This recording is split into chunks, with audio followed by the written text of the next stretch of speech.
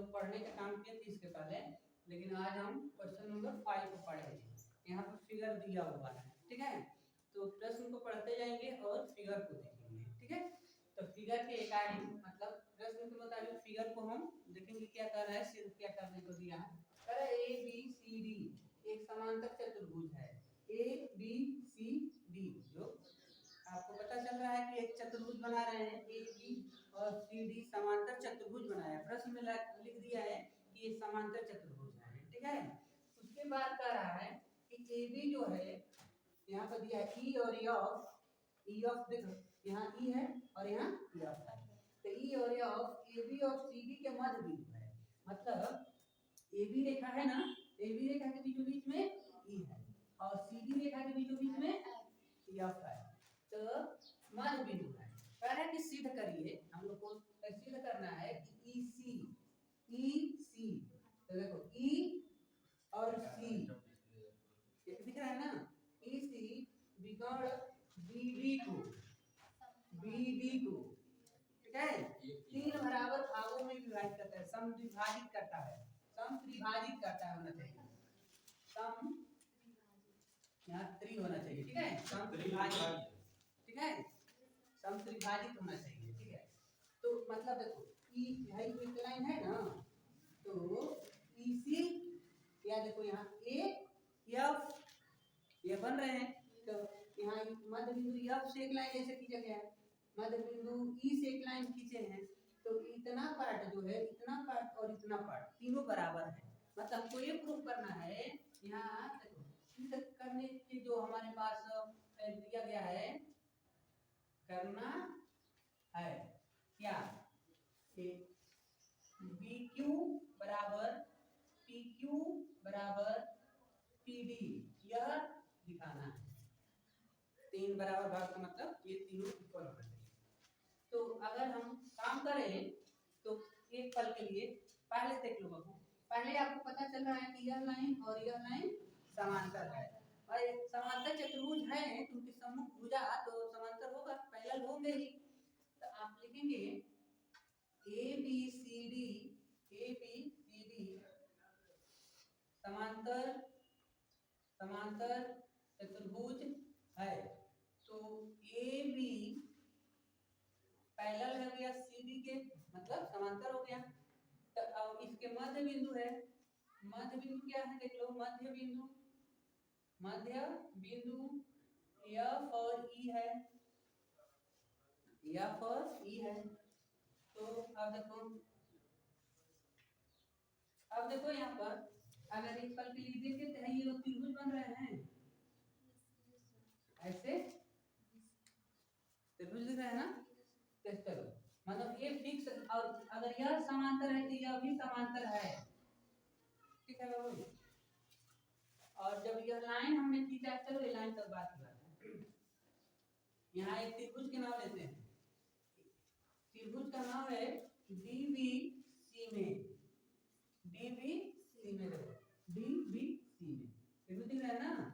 तो अब तुमको पहले से पता चल गया ना, इस भुजा के बीचों बीच में यह है, ठीक है, यह इसका मध्य बिंदु है।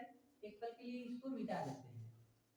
अब देखो यह लाइन जो खींचा गया है ना, देखा जाए इसके पैरेलल है, ठीक नहीं है, तो इसके पैरेलल तो नहीं है, लेकिन ये लाइन ही ले लो, कोई बात नहीं, इस लाइन को ले लेते हैं। यहाँ पर त्रिभुज हम इसको ना लेकर यहीं पर बैक कर लेते हैं। यह त्रिभुज दिख रहा है, यह त्रिभुज दिख रहा है, तो यहाँ हम चेंज करते हैं, यहाँ क्यू है ना, डी क्यू सी में, ठीक है।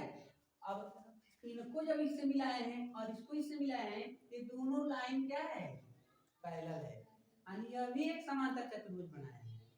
तो अब तुमको दिख रहा है कि इस वाले रेखा के मध्य बिंदु एफ है।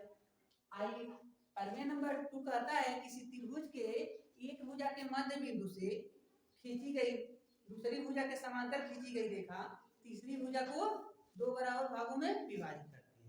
अगर हम केवल यहाँ से यहाँ तक की बात करें, ध्यान देना, तो यह लाइन अगर इस लाइन के पैरेलल है, मतलब इसके बीचों बीच से हम इसके समांतर रेखा खींचे हैं, चाहे पी बिंदु जो है, पी बिंदु बी क्यू का बीचों बीच ना होगा, ठीक है जी। यहाँ प्रमेय लिखेंगे, में पहले लिख देते हैं में डीसी का मध्य बिंदु, डीसी का मध्य बिंदु एफ, पुनः और देखें कि एफ पी जो है समांतर है सी क्यू के। तो प्रमेय 8.9 है कि 10 है,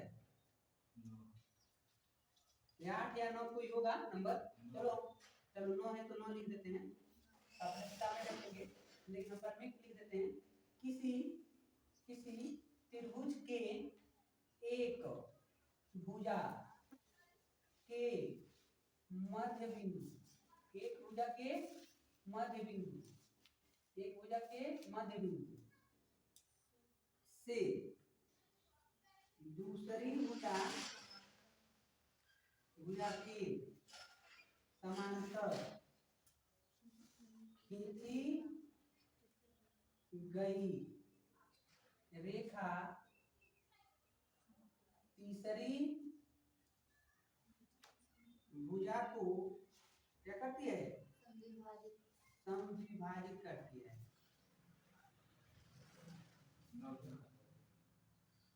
चलिए 9 या 10 कोई भी होगा, आप देख लीजिए, प्रमेय तो लिख ही दिया गया, तब इसमें अब किस नंबर का प्रमेय है इसके चक्कर में नहीं पड़ना है, ठीक है।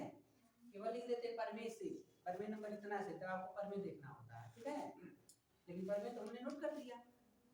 तो प्रमेय कह रहा है कि किसी त्रिभुज के एक भुजा के मध्य बिंदु, इस त्रिभुज की मध्य बिंदु हो गया, यहाँ से खींची जाने वाली रेखा इस भुजा के समांतर है, तो इसको बीचों बीच में विभाजित कर दी। यानी कैसे कर रही है, यहाँ देखो, यहाँ लिख देते हैं, यहाँ पर थोड़ा सा देखो, यहाँ अब लिख देना है आपको dp बराबर pq, प्रमेय से, यही प्रमेय का मतलब यह लाइन यहाँ पर आकर काटा ना, तो इस त्रिभुज में, इस वाले त्रिभुज में इतना ही ना बड़ा भुजा है, तो इतना दूरी के बराबर, इक्वेशन इसको बना दो। अब इस साइड आ जाओ, यानी इस त्रिभुज को पकड़ लो इतना, ठीक है। तो ये बताओ इस वाले भुजा का मध्य बिंदु यह है ई, त्रिभुज ए बी पी में, ए बी पी में, ठीक है, ए बी पी में, तो आप कहेंगे ए बी का मध्य बिंदु क्या है, ई है, मध्य बिंदु ई है। अब देखो ई हो गया, उसके बाद आप अगर यह लाइन पैरेलल है तो उसी को आगे बढ़ाया गया है, समांतर हो जा रहा है। तो अब वही बात हमने आपको प्रूफ नहीं कराया कि ये क्यों समांतर है, लेकिन इतना जान लीजिए कि अगर ये दोनों समांतर रेखा था, बराबर भी है, इसके बीचों बीच से और इसके बीचों बीच से जब ये मिला रहे हैं तो समांतर ही बनाएंगे, ठीक है। तो एपी और ईक्यू, ठीक है। तो देखो इस वाले त्रिभुज में देखना है, तो इस त्रिभुज के यह मध्य बिंदु हो गया, तो मध्य बिंदु से तीसरी भुजा के समांतर खींची गई रेखा, दूसरी भुजा के समांतर खींची गई रेखा तीसरी भुजा को बीचों बीच में, अगर हम पीबी भुजा लें तो इसको क्यू पर काट रहा है ना, तो क्यू पीबी का मध्य बिंदु न हो जाएगा।